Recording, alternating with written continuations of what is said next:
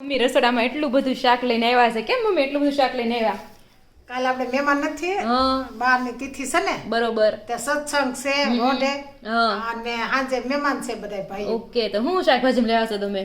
જો પાલક છે, બટેટા છે, ટમેટા છે, કોબી, હા. બે બધા મરસા, બરોબર. ગાજર, વટાણા, કાંદા, આ પાપડ, ઓકે. ધાણા, આ મસાલા બધા. તો અત્યારે શાકભાજી કેવું મોંઘું છે કે સસ્તું છે? કેમ છે?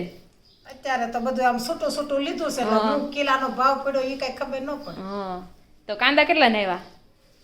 ઈ તો બધો એક હારે હિસાબ થયો ને, ઠીક, બધું એક જ લીધું છે આજે. અંદાજે એક જ જગ્યાએથી બધું લીધું એક જ જગ્યાએ લીધું એટલે એમને ભાવ પૂછો જ નથી. લઈ જ બધું શાક લીધું. આવ્યું છે ને બધું થઈને કેટલા દીધા આપણે 375 રૂપિયા દીધા. ઠીક, આ બરોબર.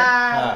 કાંદા, જો હાડા એમાં કોબી, શાક. 3.5 કિલો કાંદા ટમેટા છે, 3.5 કાંદા, પછી આ બધું કિલો બટેકા છે, પછી આ બધું પરસુરણ થઈને 2.5 કિલો આ છે. ઠીક. તો એ સારું તમે ગયા તમને ખબર પડી ગઈ બધી કા?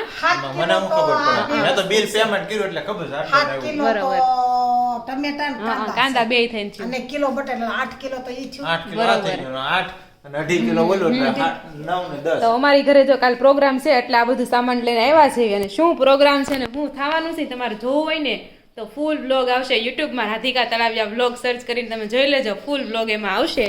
તો ચાલો, જેટલું બધું સામાન લાવ્યા છે મમ્મી.